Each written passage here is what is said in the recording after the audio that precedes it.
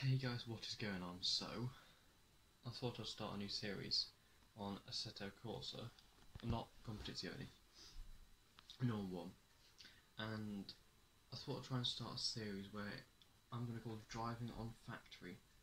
So I'm going to try and pick after the oldest car.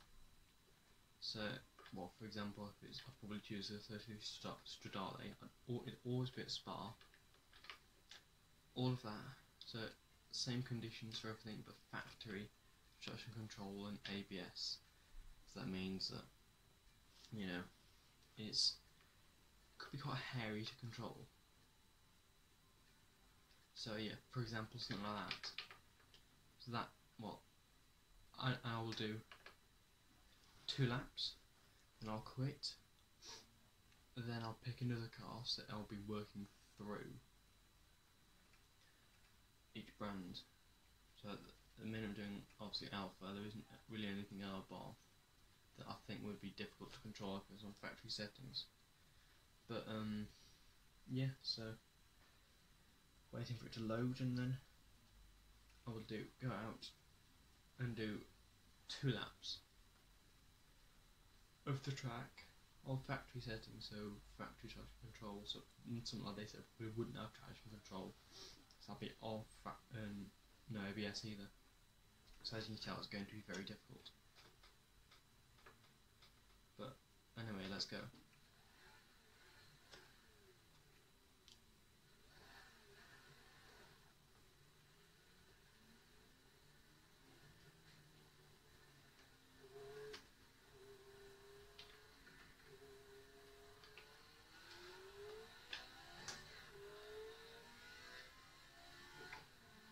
So I'm going to try and talk throughout the lap, so you don't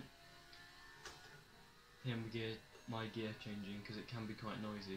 Because obviously I've got the THOT shifter with the standard gear knob on top, so it can be quite noisy. There goes the first lap, oh well. So we are technically on the first lap now. I will do the out lap, which is what I'm doing now, and then I'll do an extra lap on top of that. And the rules of this series is I've got to go flat out as quickly as possible on these factory settings. I've got to try not to crash. It's okay for crashing the out lap, because obviously that's the out lap, but you know, the out lap's for getting tyres and warming up. I'm sure you know what an out lap is, but yeah, so I'm obviously allowed to crash on the out lap, but as you can see, having quite a difficulty trying to get it to steer in, because obviously it's old traction control, old tyres. Not necessarily one out tyres, it's got brand new tyres, but old style of tyre. And obviously no ABS, so that means I've got to limit the braking, so means you've got to brake earlier and tighter into the corner. But to be fair, it is quite fairly easy to drive.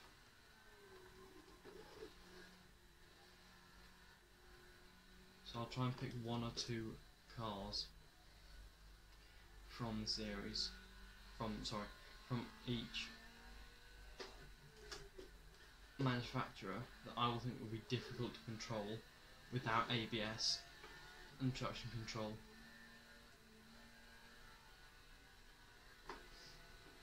As I said, the rule is I've got to go as quickly as possible without crashing, so I cannot wimp out or anything. I've got to go as quickly as physically possible.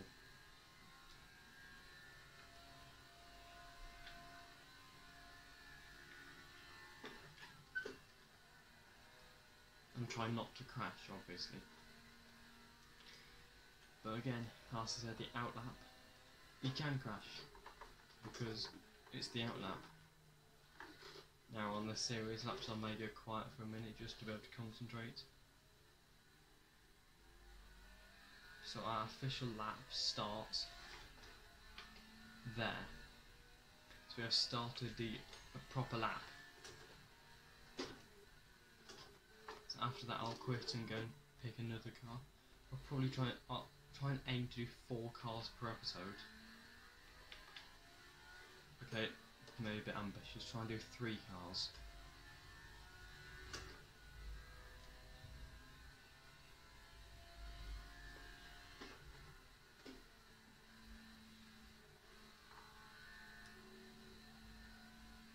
one of the most difficult corners done there.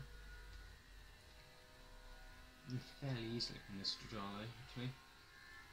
But you've got to applaud Alfa for their style on this thing. It's just absolutely beautiful, this thing. In a car, you know.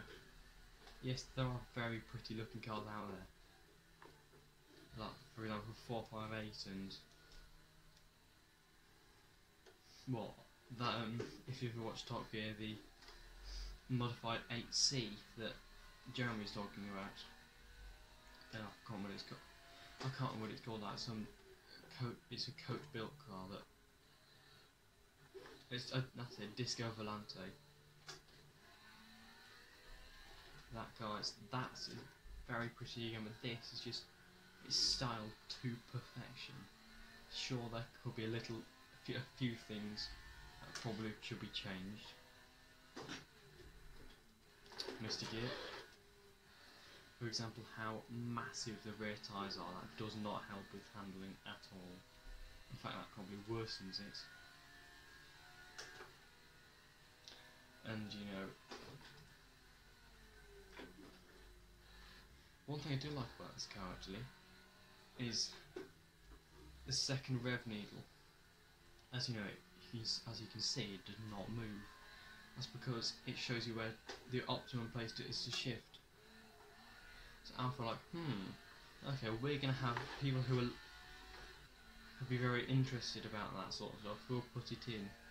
80% of people who buy this will not do this with their Stradale. And will not use that second needle. But it's just a nice touch to have there. Brake quite hard for here, coming into the chicane. Please don't attack me for the... I can't remember any of the names of the corners.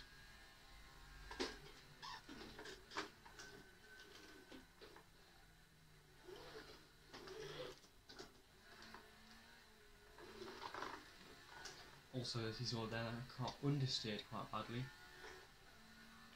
So that was a 2 minutes 55. So now we go and get in the other car.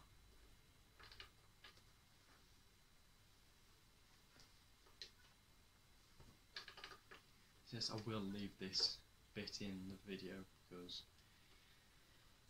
well, yeah. Anyway, so I think something like that would be very difficult. Something like this, because it's incredibly quick on a rally stage, on a proper track. Who knows? Yes, I also do have stability control on, because I do want a little bit of help with this. I do want a bit of help with, you know, being able to control the car. Obviously, I don't exactly want to end up in a wall every other second. But yeah. So, I'm waiting for it to load now, and it should be good.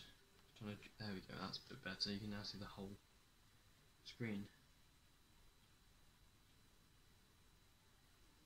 So, without further ado, I'm also turning this turbo up to 100% because why not?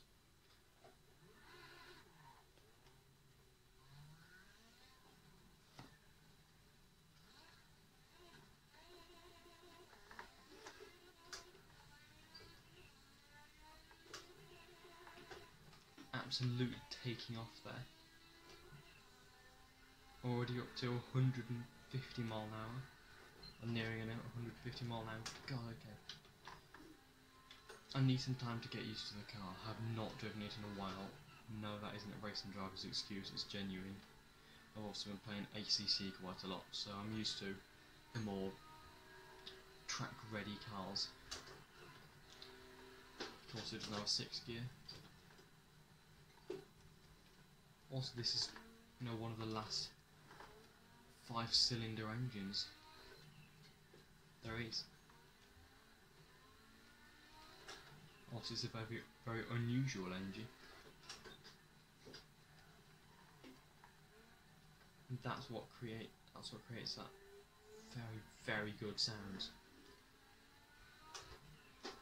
That's what also made them absolute monsters through the rally stages.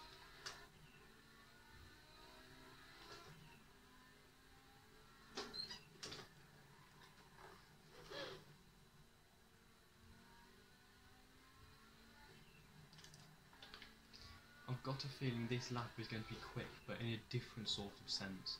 With the Alpha it was quick because it's, you know, very composed through the corners, but I feel this is going to be quick because you get out the corner and then just BAM! That power is just instantly there. It's weird because it's like, almost like being an electric car. You don't have to wait for the power to build and the turbo to build up because it's just there. You leave the corner and you're gone. You leave the corner and you're just absolutely gone. No, I haven't tuned this either, so it will go slightly quicker. I haven't done that.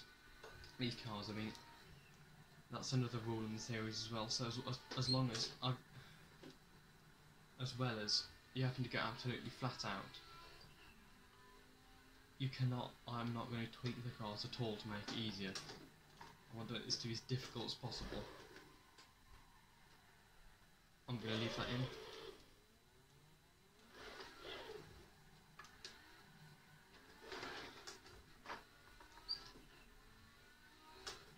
Yeah, I've got a strong feeling that this doesn't have ABS. A very, very strong feeling. Oh well, if I do crash in the main lap, or go off in the main lap, I'm not allowed to restart.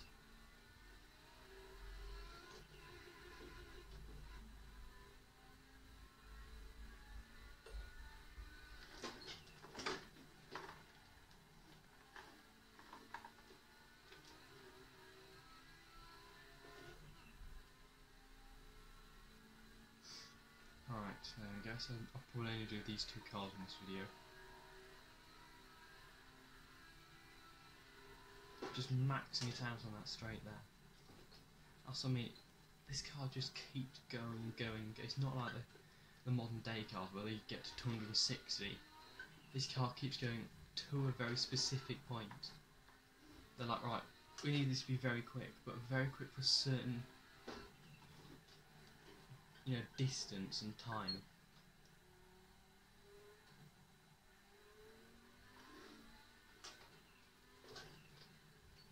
Yes, so this car could be compared to Usain Bolt.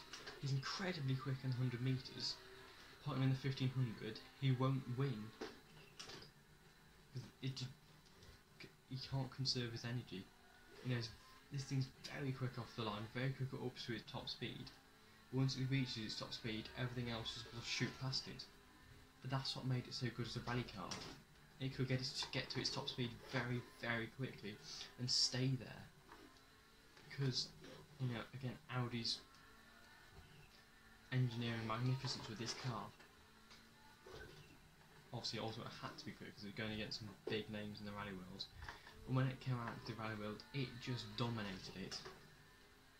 It absolutely dominated the rally world, and that's why you saw, you know, well, that's why you saw on the back the 1986. It won the 1986 Monte Carlo Rally. That was just how quick it was, and as you may all know, the Monte Carlo, I can't speak today. Monte Carlo Rally is a very tricky and twisty circuit, or rally stage at least.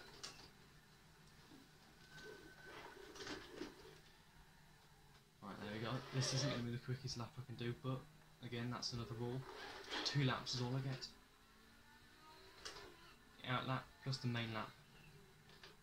So we did it in 2 minutes 43, so only 13 seconds quicker than the Alpha, really. Right. Okay, that's a little bit surprising, actually. Hope you guys have a great rest of the day, a great rest of the week. Stay safe, stay aware. Make sure you're sticking to all the guidelines that are still out. Maybe a classic peace out from me. Goodbye.